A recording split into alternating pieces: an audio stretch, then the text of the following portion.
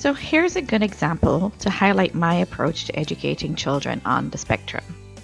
There was an elderly man with 5 kids. He had asked me if I felt military school would be a good option for his son who was diagnosed with Asperger's. This dad was overwhelmed. He said his son absolutely refused to do homework. He would yell and say he would rather do other things. The child's teacher explained to the dad that he had to do his assignments or it would affect his grade for the term and he would fail. He said since then he has spent every evening and night sitting outside his son's door ensuring that he completed his assignments. His son would cry, tell him he hated him, and absolutely made it a living hell just because he refused to do his schoolwork. The dad stuck to his method and stayed up late sometimes to ensure his son got the homework done. The dad was tired. He felt guilty too for neglecting his other children because he had been spending all this time with his son. I truly believe that the dad really felt he was helping his son. He wanted him to learn discipline and so thought maybe military school would help. That is one approach. It means, however, possibly a lot of punishment and hard times for this child. But the child is being naughty. He should be punished so that he can learn to be better, you might be thinking. Well, let's take a step back and examine the situation for what it really is. No one likes homework, but homework is a method for exercising the brain and helping a child to learn and recall what was taught earlier on in that day. However, this child has had to endure hours at school, learning in a particular fashion that was like torture for him.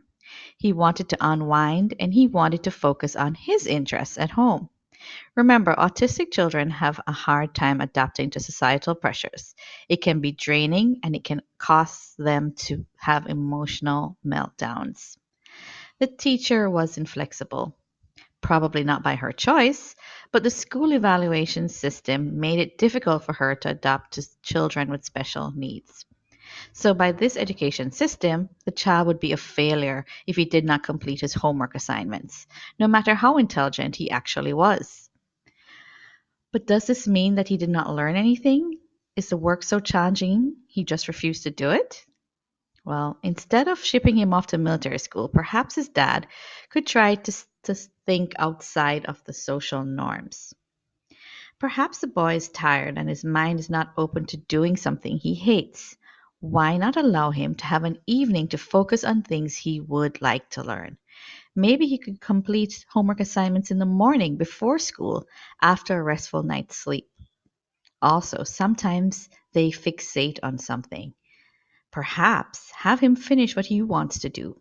His mind would then be at ease and be more open, and then help him with the homework instead of having him do it by himself so it's done easier. My son, when he was 3 years old, refused to read a particular school book because he did not like to read it. The teacher kept on sending back the same pages for him to practice because she thought he had not mastered reading. She was a new teacher, so I had to intervene. I explained that he hated that particular book and that his previous teacher often gave him books at a higher reading level.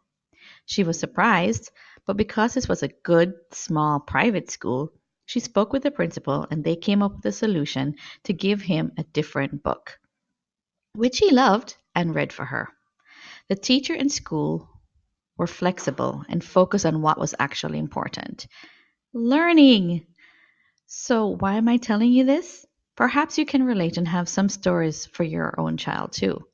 But mostly I'm saying this because the truth is we may actually, along with the school system, unintentionally be torturing our children. If I hadn't had dialogue with the accommodating teacher and told her that it was that particular book he did not like, he would possibly hate reading any book by now. Another example was with writing. When he was 4 years old, he got mad one day at school and refused to write anymore. Now, this is the same child of mine who downloaded 5 different writing apps to learn cursive writing and was obsessed with fonts, but hated writing script.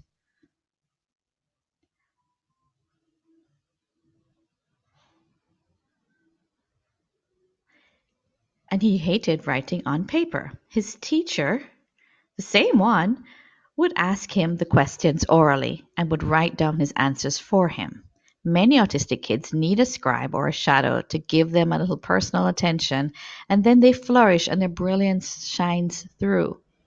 It is our job to try and help them and not torture them. It would be like continually trying to install Android apps on an OS phone. Some apps can be downloaded to both Android and OS, but not all apps. Autistic kids and neurotypicals sometimes learn in the same way, but not all the time. But don't give up either and say they will never adopt. Josh eventually started writing again. The son I spoke about earlier did start enjoying homework as he got older and the subjects at school got more interesting to him. How? I use a simple strategy of not pushing them. Give them a break from what they hate, and then after a long while, reintroduce the hated activity, but make it fun to them this time, which usually translates to not putting pressure on them.